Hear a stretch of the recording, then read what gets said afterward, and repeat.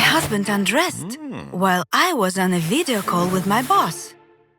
Darling, finish it up quickly and let's move on something more fun. Over the last week, Peter's romantic appetite has grown tenfold, and at first I liked it. It was like being on a second honeymoon. But as time went on, it became harder to find a balance between his endless pestering and working from home. I'm sorry, sir. Could you repeat that? My internet connection is terrible. After the call, Peter acted as if nothing had happened and kept making advances toward me. When I told him that it was too much, not only did not he understand me, but he also got offended. You are the one who said that our intimate life became boring. Now you blame me for trying to improve it. I didn't dare tell him the bitter truth straight in his face. Ultimately, I was afraid of hurting my husband even more. So, I just apologized and offered to do what he wanted. To be perfectly honest, the third time that day was already too much. I urgently needed to find a way to bring normalcy back into our relationship. Although romance used to take place once a week, it didn't seem enough at the time. Now, I'd give anything so my husband wouldn't touch me for at least a few hours. Saying what I really thought of the situation was out of the question. Instead, I solved things differently by simply running away from home to work at my favorite coffee shop. However, I forgot that Peter and I installed an app that tracked each other's location.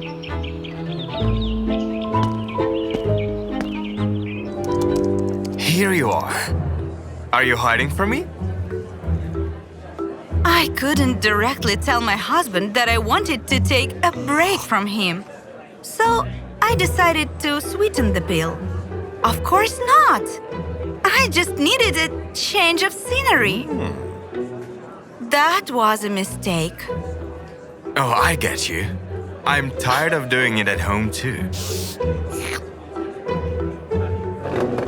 He dragged me to the restroom, and I had to calm him down. Honey, I have to work. Peter finally accepted my request for personal space and waited until I was finished.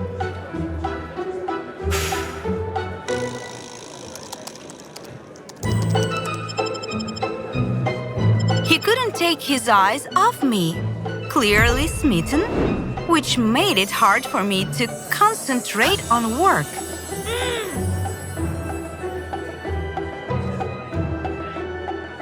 I gave him what he wanted yet again, hoping, after that experiment, he would at least leave me alone for the rest of the day. My husband was so excited about the change of scenery that he took full advantage of it.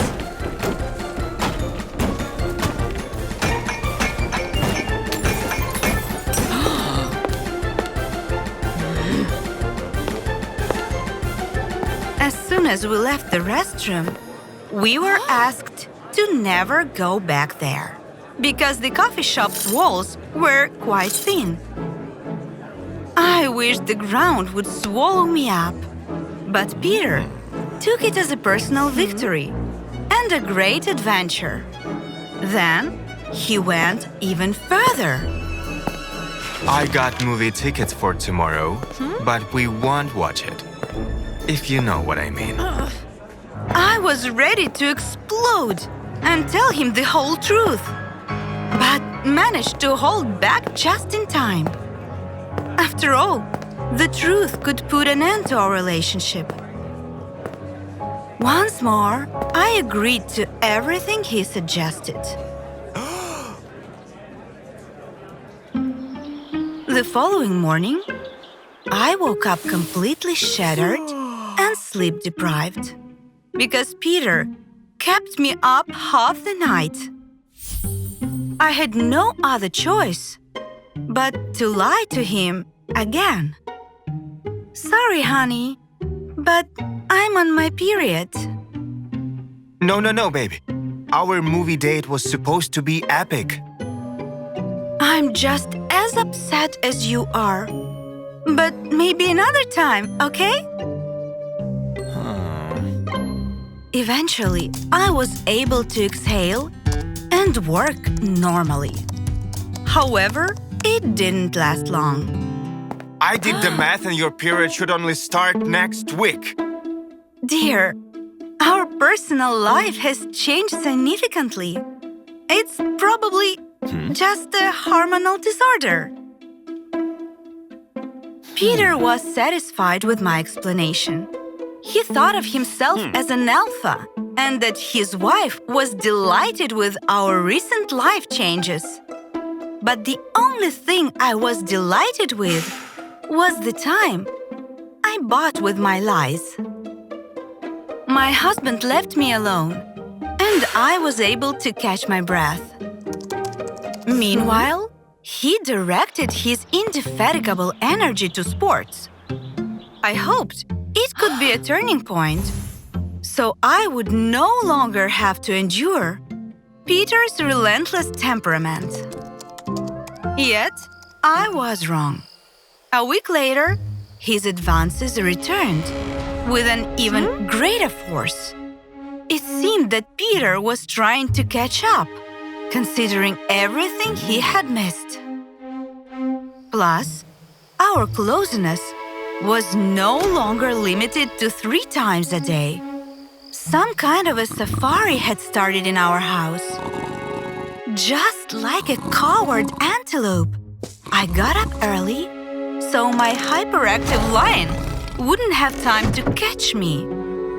All efforts were in vain, and I was unable to escape Peter, not even in the shower.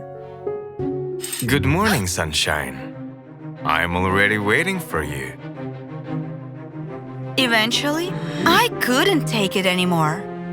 The boiling point had been reached, and I told my husband what was going through my mind. Please, leave me alone! I don't have that much energy. I'm not unemployed like you. Peter didn't say a thing, just walked out of the bathroom. When I returned to the bedroom, my fears were confirmed. The truth destroyed all that was good between us. He was packing his things. Please, don't go. I didn't mean to offend you.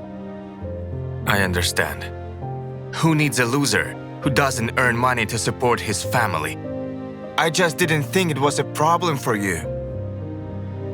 I admitted that I didn't care whether Peter worked or not. After all, when I couldn't find a job for over a year, he didn't say a word to me.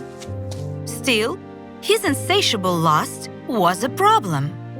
I know it sounds weird. Even my friends envy me. But it's not as easy to handle as it seems.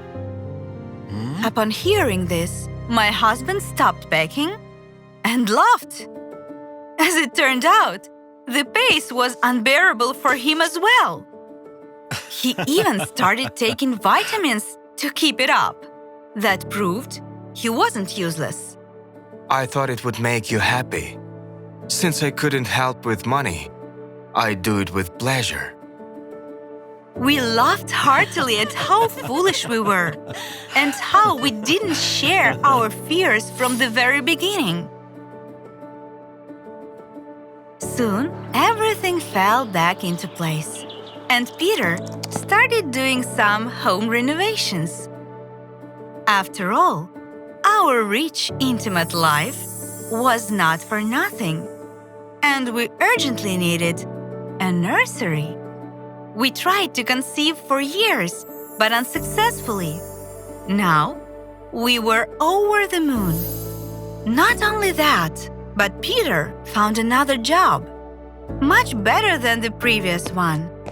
However, that is a completely different story. Unsaid words are like acid that inexorably corrodes even the strongest relationship.